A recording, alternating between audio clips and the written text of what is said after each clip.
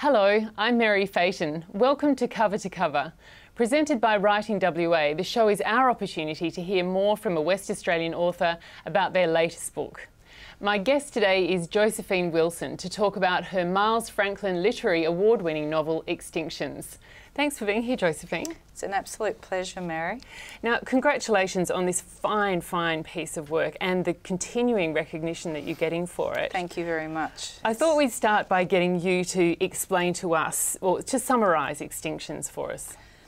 Extinctions is a novel, a contemporary novel, set in the recent past, and it's the story of a family, ostensibly. The family of a man and woman who are both figures in the novel, but the present in the novel is the story of a man called Frederick Lothian. He's a professor of engineering. He's recently moved into an upmarket aged care facility, more like an independent living area, the sort that gets marketed now to over 55s plus. He's reluctantly moved in. His wife has passed away. His daughter, adult daughter, has urged him to move in. He is quite estranged from her, and we understand, the reader understands that something has happened to his son, Callum. And the story is set in a week of Frederick Lothian's life, who is a retired professor of engineering.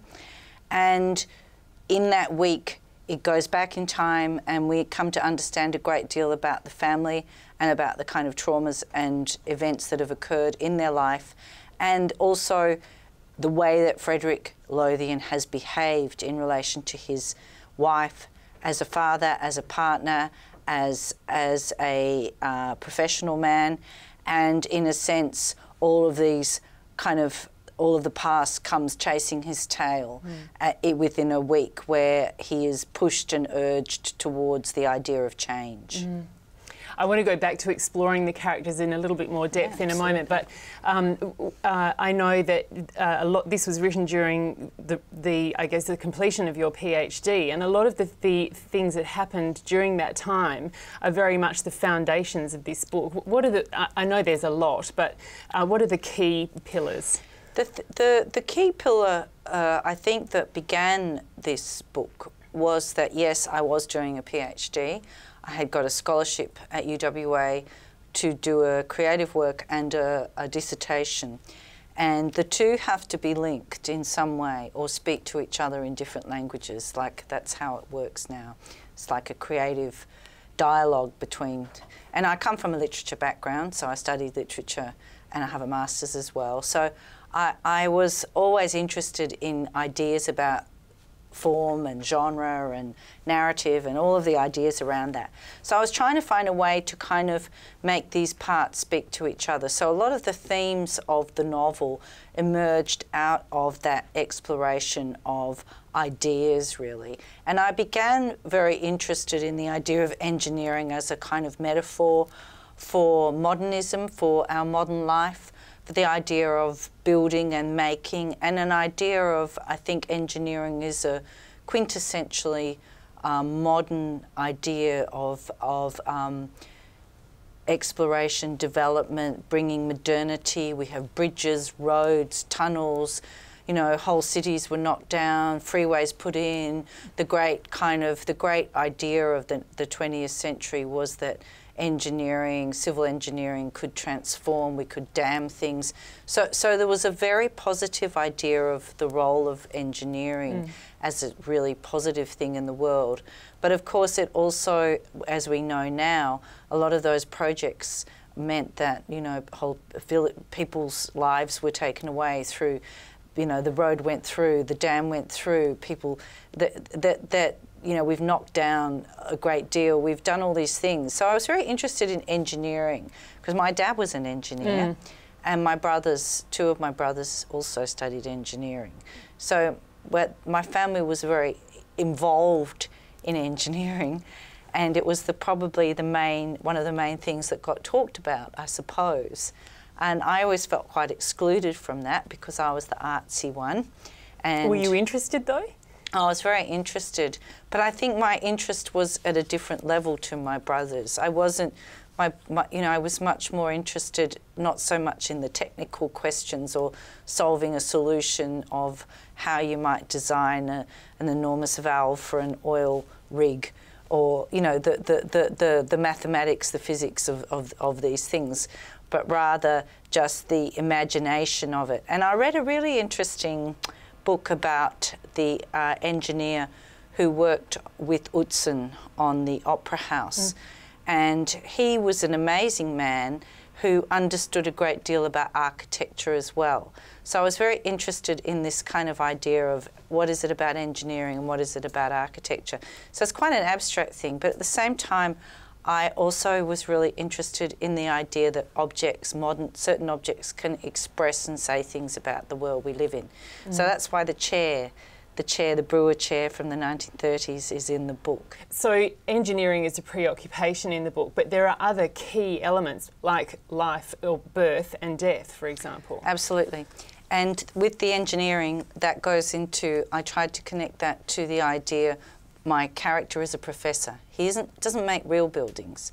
He is, for reasons that we come to know, he is, I think, scared of anything real. So it's much safer to make theoretical bridges because they'll never fall down. So, because he has experienced a great deal of loss, as we find out later in the book. And his area is thin shell structures, which is a type of engineering. And so this connected back to the idea of eggs and birth, because the two things the book is concerned with is birth and death. These are huge questions, but the kind of coming together of the two in the same space. And so the book is concerned with Carol and the daughter's beginnings, origins, as an adopted child, as an Indigenous child who has herself undergone a great deal of loss, and also with Frederick's ends, and as he reaches this part of his life where can he change, can he make amends, can a man of his generation, brought up by a father like he had, a violent father and a passive mother, can he actually look back and understand something about the way he's been, and is he capable of change? And I think that's the question that the book raises. Yeah, which is, I guess, why you've called the book Extinctions, plural. Yeah, that's right. The book is concerned with, first of all, obviously, the idea of the end of life, but secondly, Caroline, the daughter, is a museum curator. She's engaged in a project in London at the time of the present of the book, and she's doing research looking for species that are extinct that will form a travelling exhibition, a big exhibition, which will tell the story, and she will write these little sections that will tell the story of the ends of the quagga or the ends of the auk or the ends of these species. So I did a lot of research looking for specimens. And so her Extinctions is also about the Anthropocene, the end of the period we're going through. We're seeing mass extinction. But it's also her psychological, the effects of the idea of not knowing where you come from, where you feel as if you might be the last. So in a sense that you might be so alone that you might yourself become extinct. And I think that's not just...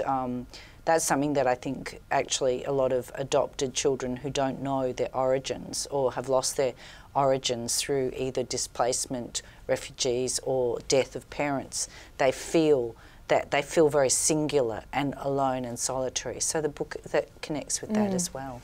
I just want to go back to the egg as a metaphor because it comes up over and over again and in fact is on the cover of the book. So because that was actually how you managed to join the two parts of your PhD in a way, was talking through the language of the egg, wasn't it? Yeah, the language of the egg and the language of the idea of a work of art as a kind of container where everything fits together, which is a kind of way of thinking about works of art, and I was interested in that as well. And of course, with this egg, of course, the egg is empty. You know, these are collected eggs. These were, in fact, the history, it's a side thing, but the history of egg collecting was huge in the 19th century and led to a lot of, led to the theft of a lot of eggs from nests, and eventually it was banned because I think it's called oology. The study of eggs was an enormously, there was a lot of passionate collectors.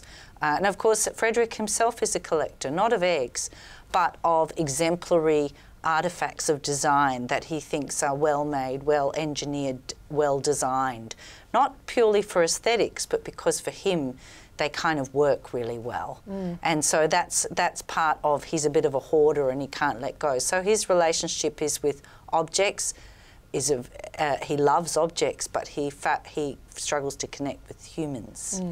And I should say then, in the background of all of this kind of bringing together these big ideas was that you lost both parents during that period yeah, well, my parents were going through all of that my mum and dad and my mother-in-law, in fact, also became ill. So yeah, it was a really difficult time, that whole period.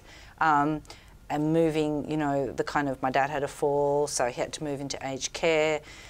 He hadn't planned, because my parents didn't plan anything like that. So it's all very kind of catastrophic when these things can happen.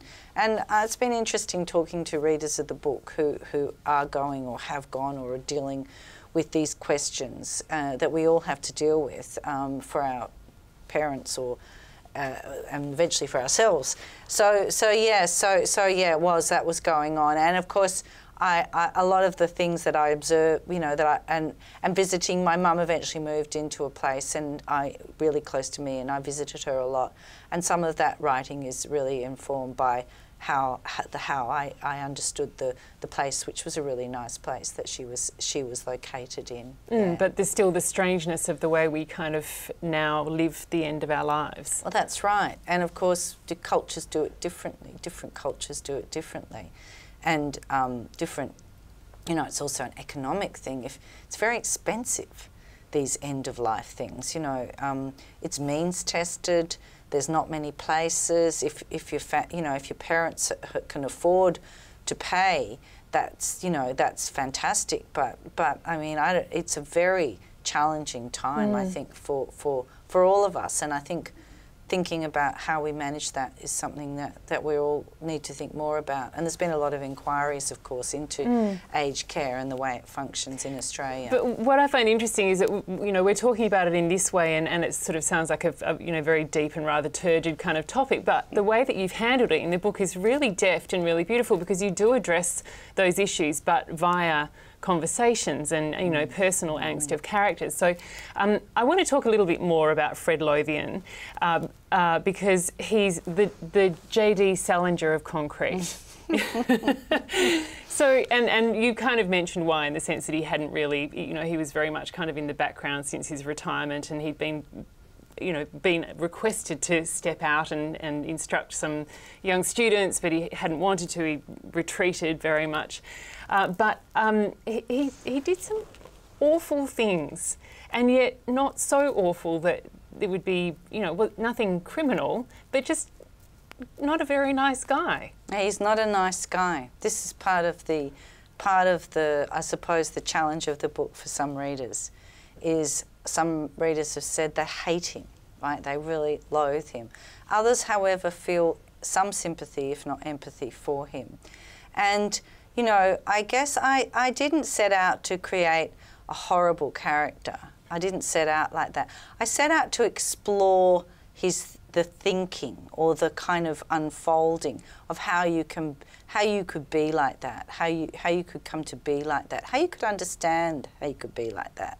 Not that we're at the mercy of the past or history or the period in which we're born, that we can't do anything, but that certainly actually influences the way we are. And you know, particularly relationships between men and women, and very heterosexual gendered relationships such as my parents had in their marriage, and marriages of a certain generation that I've seen and observed, that there is a lot of reproduction of old ways of thinking, and that it's very difficult, and people do fall back into saying, you know, I'm never going to be like my mother, but they, you know, and I'm never going to be, but we find it incredibly difficult. And I think that's a portrait of a certain kind of relationship at a certain period of time. I tried to do that. They're middle class, they're quite well, you know, well educated. He works at the university, but yet we see her struggling, Martha, the wife, struggling to kind of regain something after the birth of her children, caring for her children, and that she wants, you know, that kind of wave of feminism. She goes back to do women's studies. She goes back to do psychology. She wants to reclaim her life, and I think that was a journey that a lot of women of that era went through, and trying, you know, that first going back to in the 70s and 80s, trying to kind of find their way back to an intellectual independence from marriage and motherhood.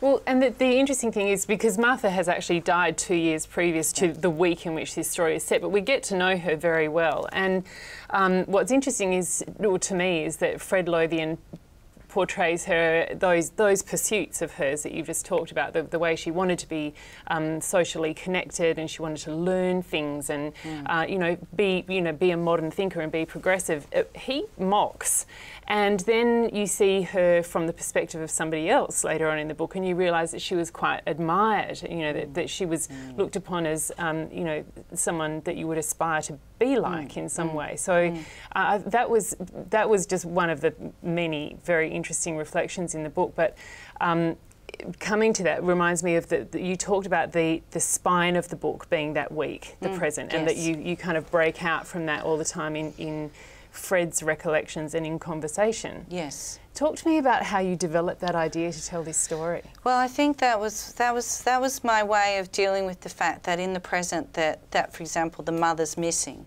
That was a really big problem for me, and what I was really aware of, and what I am, and this was the same with my first book, Cusp, is that the way that characters get used in stories, they have a function, inevitably. I've been watching this program called, about serial killing drama on Netflix, and I kind of said to Chris, my husband, I said, where would we be without dead women? There would be no story. Sometimes characters are just reduced to plot functions. And I find that really problematic as a feminist and as a writer. I don't like to. So I didn't want, for example, the fact that Carolyn is adopted, that she's Indigenous, to be like a big reveal. Oh my God, the reader goes, I didn't want to kind of manipulate too much to kind of, I thought, how am I going to do this without playing all the old tricks of withholding, like a detective story does, and there's some clue that the reader never gets, or that you don't get insight into. So I suppose what I did is I made the reader very close to Fred's point of view through it's in the third person, but it's very close. As you read it, you're reading Fred's point of view, and it's a mixture of the kind of objective and him. So he'll say things like, it's his point of view when he says Martha was a fool. That's not the narrator, that's him thinking, thinking that. But when you have the dialogue, what it does is it frees Martha from his point of view, right? So, because it's not him thinking, he thought back about the day that Martha said she was going to go and do psychology, and, it was always a stupid idea. But whereas we actually, as the reader, when we see them going argy-bargy, dialogue, he says this, she says this, he's cruel, she says, that we actually experience her. We get some insight into her as a living character. And that was the function, that was the point of having that, rather than just recollection and sort of like cosy, so I remember that day that Martha, so we need to get back there to have that tension and to feel Martha's, and then you get that point of view that you said, like you go, God, he's mean, and she's got a point, and she tries to stand up for herself, and she puts him down. She says, Fred, you're an idiot, and so that's how that functioned for me. Talk to me about Jan, who's the other significant woman in the story, because she's a ripper of a character. I love Jan. Yeah, no, I like Jan too. I was really scared that Jan was going to be a real stereotype for a while. And I have a friend called Jan, and I didn't even realise actually at the point till and she said, is that me? And there is, and I said, well, there's something fabulous about my friend Jan, and she's nothing like Jan, but this kind of refusal that she has to play along with, like to fall. And as one of the reviewers said, that it looked like Jan was going to be one of these recognisable characters in novels. That's the cosy woman who enables him to find himself. So her plot function is to reveal things to him about himself, and she has no real... But she says at one point, you don't think I'm going to be one of those women who's just going to come along and save you and start cooking for you because your wife's died and like step in, because I'm not. And we should say that she's actually the next door neighbour who he meets her in that week. He meets her, she knocks on the door, which is terrifying for him, and says, I need help to move the bins because the bloody pavers have lifted.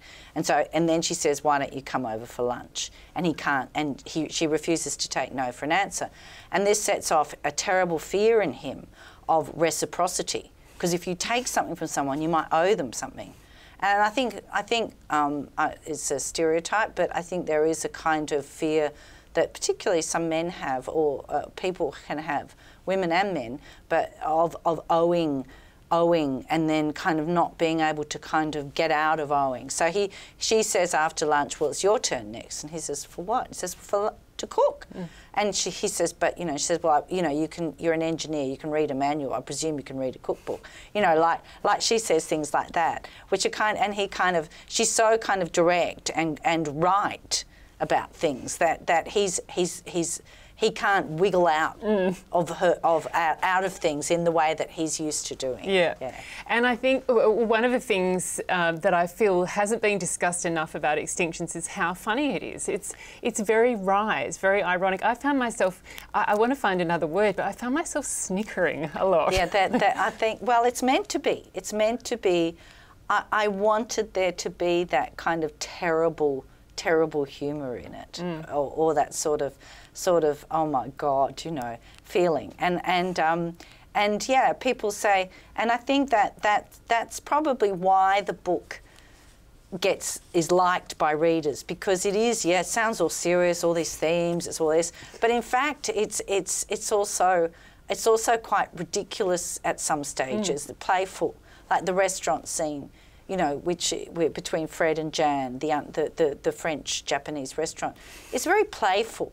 You know, like, that's what you can do in books. You can have a bit of fun with the staging and the setting.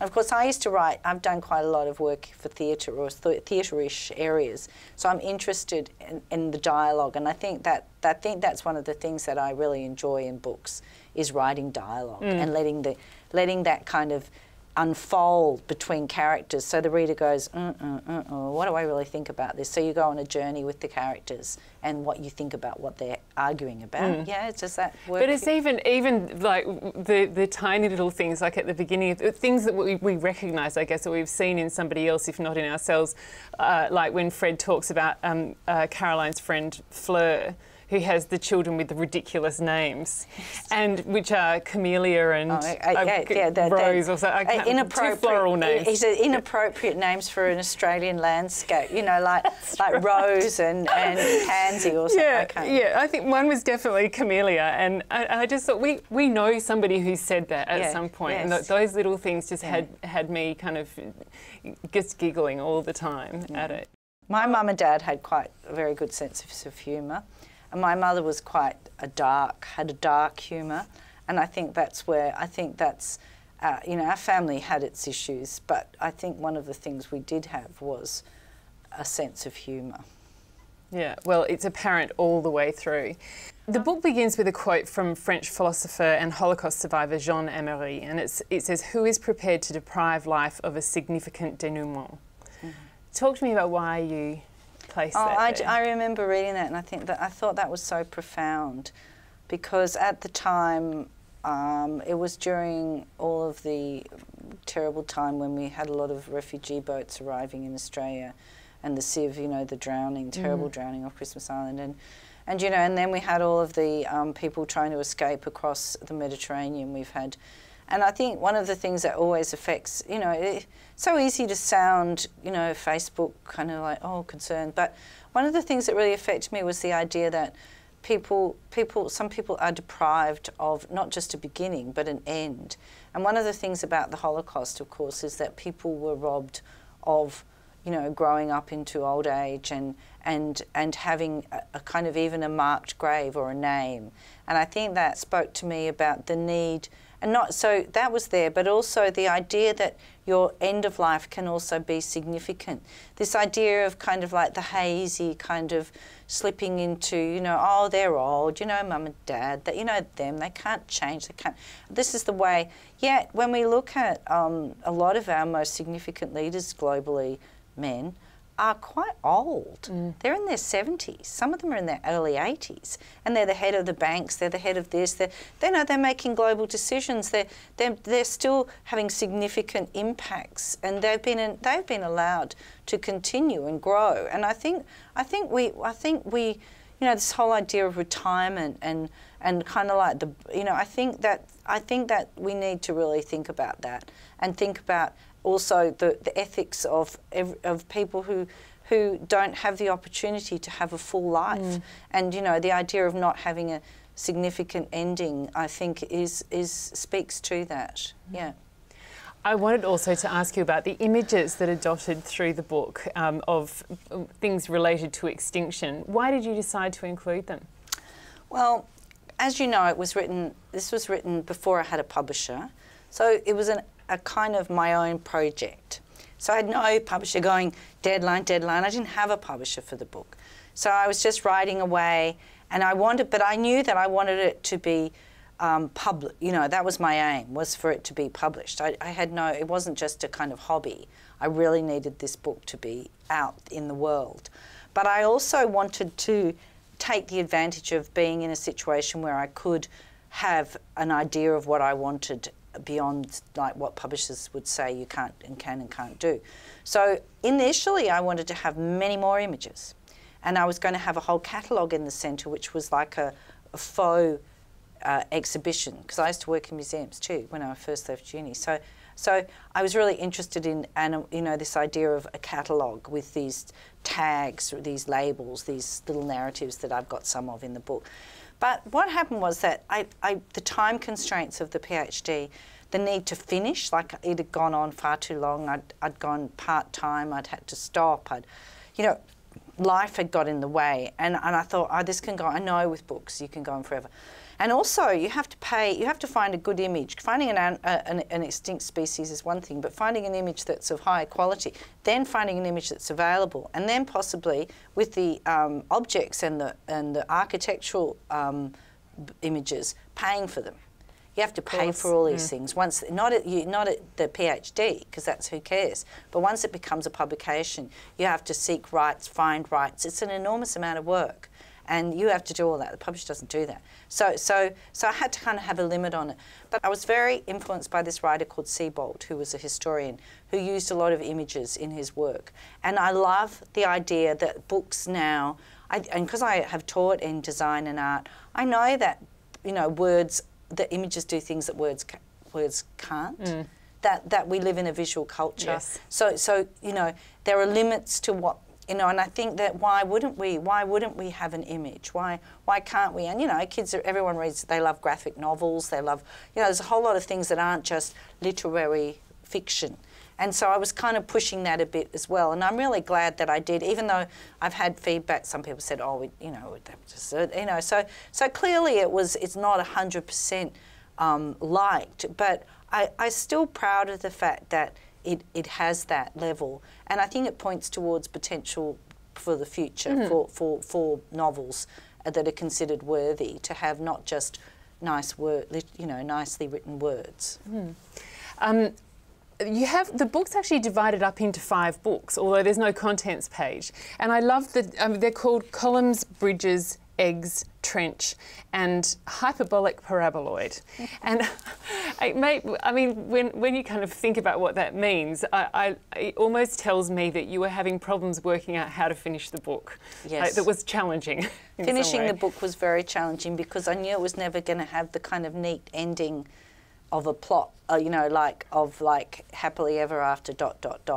So I've written it in such a way, it actually ends with the daughter, but the ending, the whole kind of denouement, if you like, there's a kind of surreal, to me, a kind of slightly wishful kind of desirous feeling about the last section where Frederick speaks to his son and uses the chair in various ways, which was very significant to me, because I thought it was a kind of fun, you know, I could think of it like, oh, that's like saying that aesthetics and beautiful things, you know, there's that, but there's also what they can be and do for people, and that they can come from the same ideas, but they can have different, so they're two different ways of thinking in a way, and also that he had given up on this object and allowed it to become, and you know, obviously it's a part of the writing, you know, it's not real, but it's possible, and that's what books are. They're not real, but they're possible. And I wanted to take the reader on that. And I wanted the reader to feel a yearning for that possibility, like, oh, you know, like almost sort of tragic in a way. A little bit of redemption for yeah, Fred, maybe. But almost, but then kind of like make up their mind about that. Yeah, yeah. Josephine, there's something wonderfully just, I feel, about the length of time that you spent having to bring this book together, and about the things that you went through to bring it together, in that it's not only been published as you wish, but it's award-winning. And thank you so much for spending time talking to me on Cover to Cover today. It's been an absolute pleasure. I've thoroughly enjoyed it. Thank you for your wonderful questions. No worries. Writing WA has created book club notes for Extinctions and all the other books we've featured on the show. You can download them from the For Readers section of our website. You can also subscribe to our Book Club e-newsletter to receive the notes direct to your inbox each month. We know that many of you don't have a local bookshop where you can buy the books featured on the show, so we've made an arrangement with Crow Books in Perth. When you order our featured books from Crow by phone, mention the code Cover to Cover and you'll get the postage free. This episode is number 33 in the series. All the books we've featured are highly recommended for book clubs to discuss. We've met a wide range of West Australian writers over the course of the show, and you can catch up on any past episodes of Cover to Cover via Writing WA's YouTube channel or website. Thanks for joining me again this month. Thanks to our presenting partner Westlink TV, and thanks again to my guest Josephine Wilson. Thank you so much, Mary. Enjoy reading local and see you soon.